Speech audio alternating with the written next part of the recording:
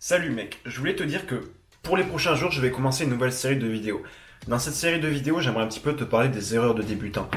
En ce moment, en musculation, je trouve que je commence à atteindre un niveau intermédiaire. J'ai dépassé la barre des 110 kg développé couché, j'ai dépassé la barre des 180 kg au soulevé de terre et j'ai dépassé la barre des 140 au squat. Donc finalement, ce sont des bonnes perfs alors que je ne travaille pas spécialement la force et je trouve que j'ai un physique qui a quand même énormément évolué par rapport à mes débuts. Donc je considère que je suis passé à un niveau intermédiaire. J'aimerais te donner, durant cette petite série de vidéos, les erreurs que j'ai faites en tant que débutant et qui m'ont ralenti justement dans ma progression de débutant vers un niveau plus avancé. Donc dans cette vidéo, je vais simplement te donner une erreur et je pense que dans les prochaines vidéos, je te donnerai également une erreur du coup par vidéo. S'il y a des vidéos qui sont assez courtes, je pense que je ferai des vidéos avec plusieurs erreurs à la fois, tu vois. D'ailleurs, avant que je commence, je voulais juste te dire que gratuitement, tu peux télécharger un programme de musculation anti-skinny fat.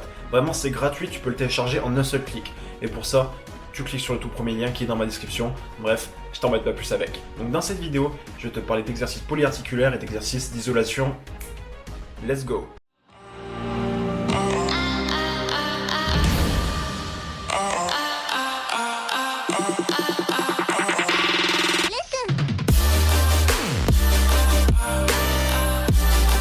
Premièrement, j'aimerais qualifier ce que c'est qu'un exercice polyarticulaire et un exercice d'isolation.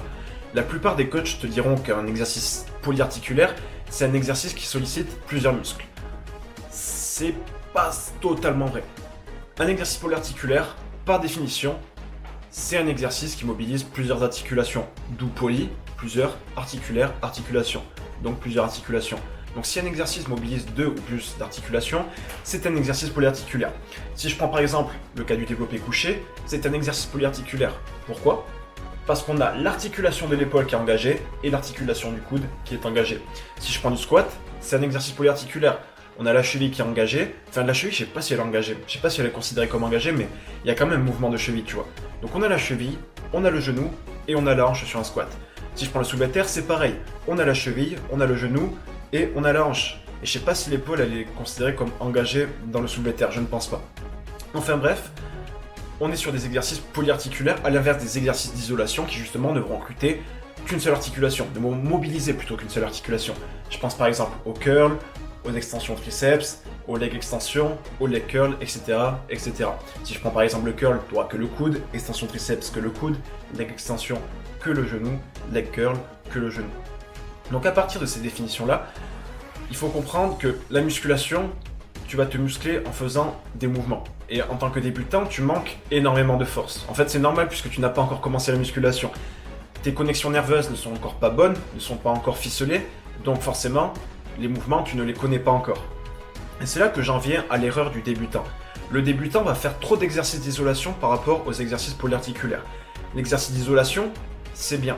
Mais si, à côté, tu ne maîtrises pas des gros exercices comme le squat, comme le développé couché, comme les dips, comme le rowing, comme le tirage vertical, ben c'est des exercices qui vont recruter énormément de connexions nerveuses, qui vont recruter énormément de masse musculaire, ce qui est donc excellent pour un débutant.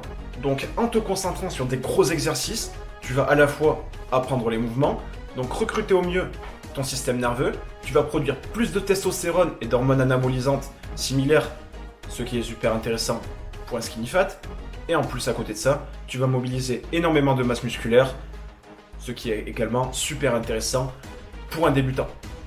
Le truc, c'est que pour produire de la masse musculaire, tu dois passer par quelque chose qui s'appelle la synthèse protéique. À chaque fois que tu vas faire un entraînement, la synthèse protéique va être déclenchée dans ton muscle, c'est-à-dire que pendant cette période de synthèse protéique, les acides aminés vont venir être utilisés pour produire des fibres musculaires.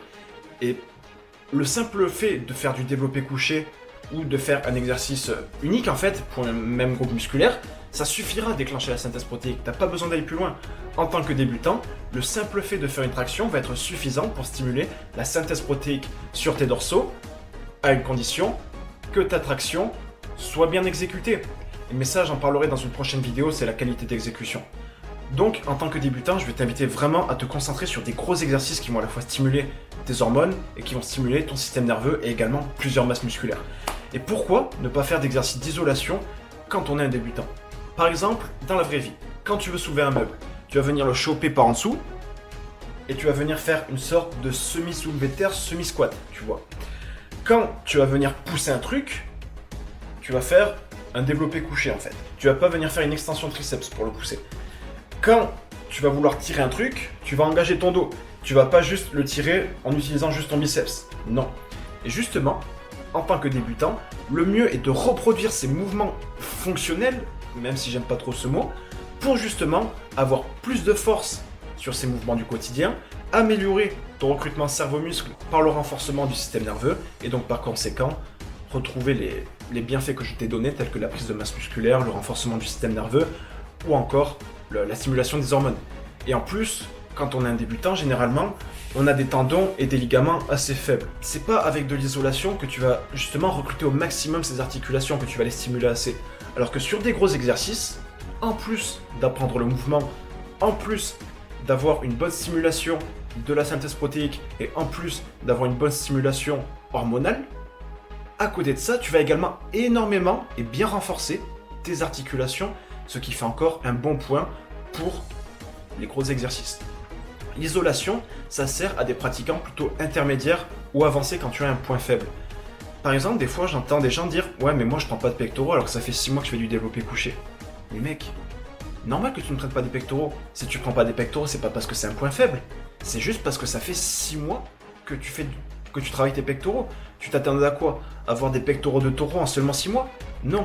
Alors maintenant, retourne travailler. Arrête de faire des écartés couchés et concentre-toi sur des gros mouvements tels que le développé couché. Et si au bout de 1 an et demi, 2 ans, tu sens que tu as un retard pectoraux, comme moi qui pratique maintenant la musculation depuis 2 ou 3 ans, enfin moi je sais plus, tu vois j'ai plein de niveaux de ouf, mais comme je te l'ai dit, j'ai fait énormément d'erreurs et c'est ça que je vais te partager dans cette série de vidéos, c'est que je me suis énormément concentré sur des exercices d'isolation.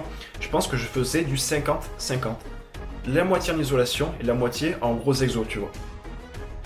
Et donc à cause de cette erreur, comme tu peux le voir sur mes stories sur Instagram, que tu peux retrouver dans le lien dans ma description, j'ai un retard pectoraux.